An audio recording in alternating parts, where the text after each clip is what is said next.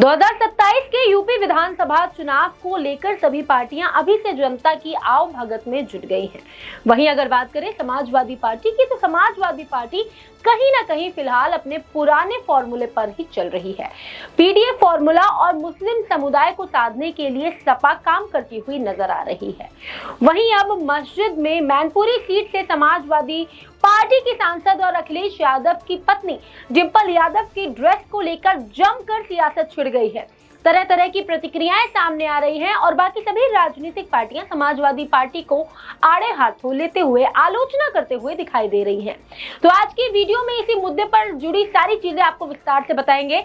नमस्कार, मैं हूं आपके साथ प्रियांशी और आप देख रहे हैं लोकहित क्रांति न्यूज।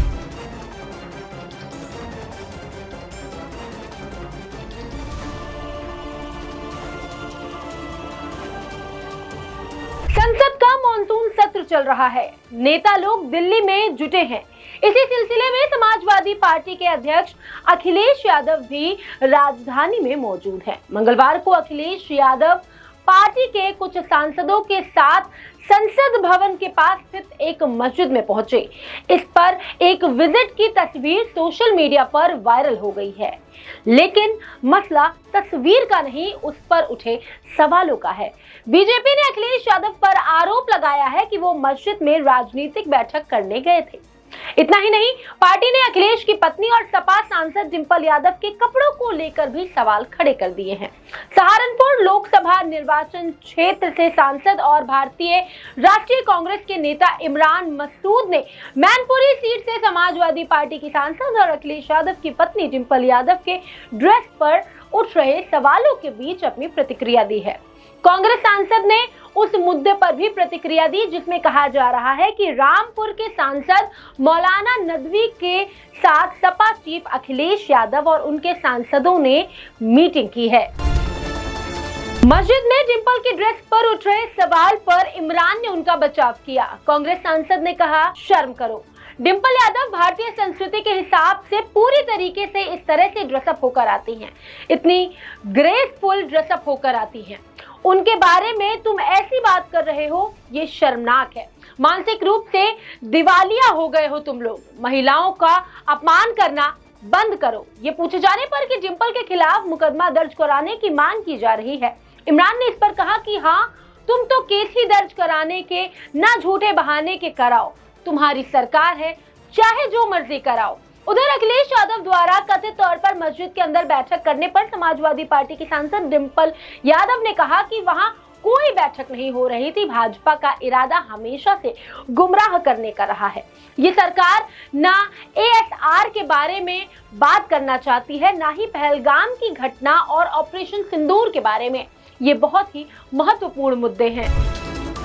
उत्तर प्रदेश की राजनीति में एक बार फिर से बयानबाजी तेज हो गई है। डिप्टी सीएम ब्रजेश पाठक ने समाजवादी पार्टी के प्रमुख अखिलेश यादव पर तीखा हमला बोला है। मंगलवार को मीडिया से बातचीत करने के दौरान ब्रजेश पाठक ने कहा कि अखिलेश यादव मस्जिदों में बैठक करते हैं और धार्मिक संस्थाओं का दुरुपयोग करते हैं। ये कोई नई बात नहीं है। इतना ही नहीं, उन्होंने अखिलेश को समाजवादी के बजाय नमाजवादी तक कह डाला। ब्रजेश पाठक यही नहीं रुके, उन्होंने दावा किया कि अगर समाजवादी पार्टी दोबारा सत्ता में आती है तो उत्तर प्रदेश में दंगे और हत्याएं बढ़ जाएंगी। डिप्टी सीएम के मुताबिक हमारी सरकार राज्य में धर्मांतरण करवाने वाले तत्वों पर लगातार शिकंजा कस रही है। इसके पूरे रैकेट को खत्म करने के लिए सख्त से सख्त कार्रवाई की जा रही है। ये बयान उस वक्त आया जब उत्तर प्रदेश में धर्मांतरण और सांप्रदायिक मुद्दों को लेकर राजनीतिक गर्मी पहले से ही बढ़ी हुई है। ब्रजेश पाठक ने साफ कहा कि राज्य सरकार अपराधियों के खिलाफ जीरो टॉलरेंस की नीति पर काम कर रही है। साथ ही चिताया कि सपा की सरकार आई तो प्रदेश की शांति और एकता को सीधा खतरा हो सकता है। वहीं समाजवादी पार्टी के समर्थकों ने सोशल मीडिया पर पाठक की टिप्पणी को घटिया और निंदनीय बताया है। वहीं दूसरी तरफ बीजेपी कार्यकर्ताओं ने ब्रजेश के बयान को सटीक और साहसिक बताते हुए खुलकर समर्थन किया है। वहीं दूसरी तरफ यूपी के उप मुख्यमंत्री केशव प्रसाद मौर्य ने कहा कि मौलाना अखिलेश यादव और समाजवादी पार्टी तुष्टीकरण की राजनीति करती है।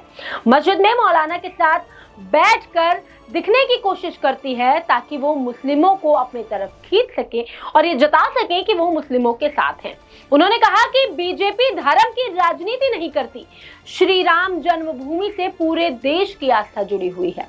सपा का चरित्र हमेशा से हिंदू विरोधी रहा है और इससे उन्हें ही नुकसान हुआ है। इसके अलावा केशव ने सोशल मीडिया साइट एक्स पर भी एक पोस्ट किया। उन्होंने लिखा कि मस्जिद एक नहीं लेकिन सफेद जालीदार टोपी ले जाना भूल गए। सपा बहादुर श्री अखिलेश यादव, जब ख्याल ही रखना था तो कस्बा करने वाली जमानत का पूरा ख्याल रखना चाहिए था। इस मुद्दे पर सपा घिरती हुई नजर आ रही है हर तरफ से। अब देखना ये काफी दिलचस्प होगा कि सपा खुद को क्लीन चिट कैसे दिलवाती है, क्योंकि अगर मुस्लिम समुदाय समाजवादी पार्टी से रुख मोड़ लेता है तो बड़ा नुकसान होगा, लेकिन वहीं बाकी दल इसको एक अच्छे मौके के तौर पर देखते हुए और इसका पूरा फायदा उठाते हुए नजर आ रहे हैं। फिलहाल आज की खबर को यहीं विराम देते हैं, जल्द ही लौटेंगे एक नए राजनीतिक मुद्दे के साथ। तब तक के लिए मुझे दीजिए इजाजत, नमस्कार।